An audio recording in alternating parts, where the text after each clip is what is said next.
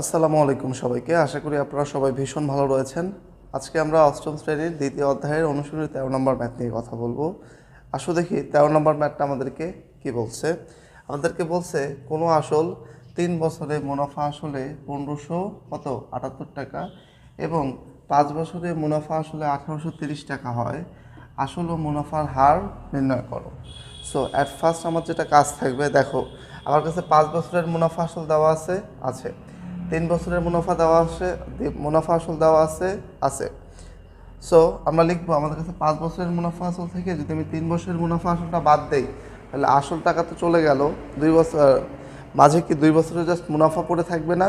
একটা জিনিস খেয়াল করো, দেখো সেটা হলো আমাদের 5 বছরের মুনাফা, 5 বছরের এই দেখো আসল প্লাস মুনাফা একসাথে কত হয়েছে? 1830 টাকা। 1830 টাকা। আবার 3 বছরে কি আসল প্লাস মুনাফা সমান সমান কত আছে বলো? 1578 টাকা। 1578 টাকা। তাহলে যদি এখন আমি এই দুটো বিয়োগ করি, তাহলে দেখো আসল বাদ যাবে। এখানে আছে 5 বছরের মুনাফা, 3 বছরের মুনাফা। তাহলে কয় বছরের মুনাফা পড়ে থাকবে? মাত্র 2 বছরের মুনাফা। তাহলে আমি লিখব 2 বছরের মুনাফা। বেসিক্যালি আমার 2 বছরের মুনাফা কি এই দুটো আমি বিয়োগ করলে পাবো না? আসো বিয়োগ করে দেখি কত বিয়োগ হবে। 1830 মাইনাস হলো 1578, টোটাল আমার কাছে আসতেছে 252 টাকা। কত টাকা? 252 টাকা। তো 2 বছরে যদি মুনাফা 252 টাকা হয়, তাহলে 1 বছরে মুনাফা কত হবে? 1 বছরে মুনাফা হলো 252 ভাগ 2 কত আসবে? 2 দিয়ে ভাগ করলে আই থিঙ্ক 126 আসবে। 126 টাকা। তাহলে 1 বছরে কত টাকা মুনাফা পাচ্ছি আমরা? 226 টাকা। 126 টাকা যদি 126 টাকা 1 বছরে হয়, তাহলে আমার 3 বছরে মুনাফা কত ছিল? তাহলে আমি লিখব 3 বছরে মুনাফা 126 গুণন 3। আসলে এটাকে আমরা গুণ করে দেখি। 126 গুণন 3 কত আসে? 378 টাকা। 378 টাকা। দেখো 3 বছরের আমার মুনাফা আসলে একসাথে কত ছিল? 1578 টাকা ছিল না? কত টাকা ছিল? 1578 টাকা। সেখান থেকে আমার 3 বছরের শুধু মুনাফা আসছে 378। তাহলে আমার আসল কত হবে? তাহলে লিখবো 3 বছরে আসল প্লাস মুনাফা হলো 1578 টাকা। তাহলে 3 বছরে শুধুমাত্র মুনাফা, 3 বছরে প্লেন মুনাফা কত? 378 টাকা। তাহলে আমি বিয়োগ করলে কি আসল পাবো না? অতএব আসল কত হবে? আসল হবে, এটা বিয়োগ করলে পাবো হলো 1200 টাকা। তাহলে এখন আমি যদি ম্যাথের ওই সেগমেন্টে যাই যেখানে আমার কি দেখো আমার আসল বের হয়ে আসছে না? আসল বের হয়ে আসছে। এখন আমাকে কী বের করতে হবে? মুনাফার হার বের করতে হবে, অর্থাৎ আর বের করতে হবে। তা আমি যদি 3 বছরের ক্রাইটেরিয়া ধরে নেই, তাহলে 3 বছরের ক্ষেত্রে আমার এখানে এন এর মান হলো 3 বছর। ওকে, এন এর মান কি? 3 বছর। খুবই ভালো কথা। আমার পি এর মান কত? 1200 টাকা। পি এর মান কত? 1200 টাকা। এরপরে কি রয়েছে? আই এর মান। 3 বছরে আই মানে মুনাফা। 3 বছরে মুনাফা কত পেয়েছি? 378 টাকা।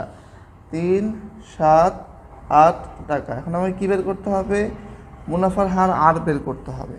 আমরা সবাই কি জানি? আমরা জানি I equal P R N. So I equal, যদি আর টাকা রাখি, পি আর এন এদিকে এসে কী হবে? ভাগ হবে।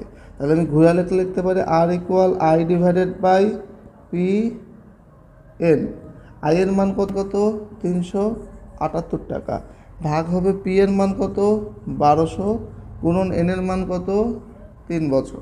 এটা এখন আমি যদি ক্যালকুলেটারে দেই তাহলে টোটাল কত মান আসে আমরা দেখি। এই দেখো 1200 গুণন 3 মানে 3600, তাহলে আমি এখানে লিখতে পারি 378 ভাগ হলো 3600, তাহলে 378 ভাগ আমি 3600 দিলে আমার মান আসে 0. আমার এই মানটা আমি এখানে লিখলাম, মান আসে 0.105। এখন এটাকে শতকরায় প্রকাশ করার জন্য কি করতে হবে, 100 দিয়ে গুণ করতে হবে। সো এটাকে যদি আমি 100 দিয়ে গুণ করি তাহলে আমার আসবে 10.5। তাহলে আমি লিখব অতএব মুনাফার হার হলো কত 10.5%। এটা কার মান, মুনাফার মান। এটা কার মান, আমার গল্পে আসলের মান। আশা করি এই ম্যাথটা এখন আপনাদের কাছে ক্লিয়ার। তারপরে আমি একদম শর্টকাটে লাস্ট টু ফার্স্ট বলে দিচ্ছি। কি বলছে দেখো, বলছে কোনো আসল 3 বছরে মুনাফা আসলে হয়েছে 1578 টাকা এবং 5 বছরে মুনাফা আসলে হয়েছে 1830 টাকা। বেসিক্যালি 3 আর 5 বছরে আমাকে একসাথে এ এর মান দিছে, মুনাফা আসল এ। এখন আমি কি করব, আমি যদি 5 বছরের মুনাফা আসল থেকে 3 বছরের মুনাফা আসল বাদ দেই, তাহলে যেহেতু আসল দুই জায়গায় সেম ছিল, শুধু সময়ের ব্যবধানে মুনাফার কম বেশি হয়েছে, তাই না? সো আমি যদি বিয়োগ করি তাহলে আসল বাদ চলে যাবে। 5 বছর মুনাফার টাকা থেকে যদি 3 বছর মুনাফার টাকা চলে যায়, তাহলে আমি 2 বছর মুনাফার টাকা পাবো। যে মানটা আমি এখানে লিখছি 2 বছরের মুনাফার হার বিয়োগ করে পেয়েছি কত, 252 টাকা। যদি 2 বছরের মুনাফার হার 252 টাকা হয়, তাহলে যেহেতু এটা সরল মুনাফা, যেহেতু এটা কোন মুনাফা, সরল মুনাফা, এটা কেমন মুনাফা, সরল মুনাফা, সেহেতু 1 বছরের মুনাফার কত হবে 252 ভাগ 2, ভাগ করলে আমি কী পাবো, 1 বছরের মুনাফা পাবো। যে মানটা কি, যে মানটা হলো 126 টাকা। সো 1 বছরের মুনাফা কত, 126 টাকা। তাহলে এইটাই কি আমার আয় নয়? অবশ্যই এটা হলো আমার কার মান, আয়ের মান। এটা হলো আমার গল্পে আয়ের মান। এখন 3 বছরের মুনাফা কত ছিল, দেখো এটাতে 1 বছরের আয়, বাট আমার 3 বছরের আয় বের করতে হবে। 3 বছরের মুনাফা আসবে 3 দ্বারা গুণ করলে 378 টাকা। সো এই আয়টা হলো আই অফ 3 যদি এটাকে আমি লিখতে চাই। তাহলে যেখানে আমি এখানে লিখছি আয়ের মান হলো 378 টাকা।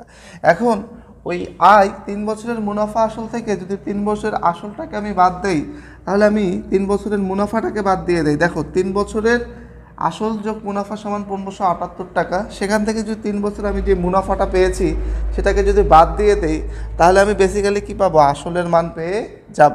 এখন এই আসলের মানটা যদি আমি ইউজ করি, 3 বছরে 1200 টাকায় মুনাফা হয়েছে কত, 378 টাকা, তাহলে আর এর মান কত, এটা একদম ছোট অঙ্ক, সেটা আমরা সবাই জানি। I equal P R N.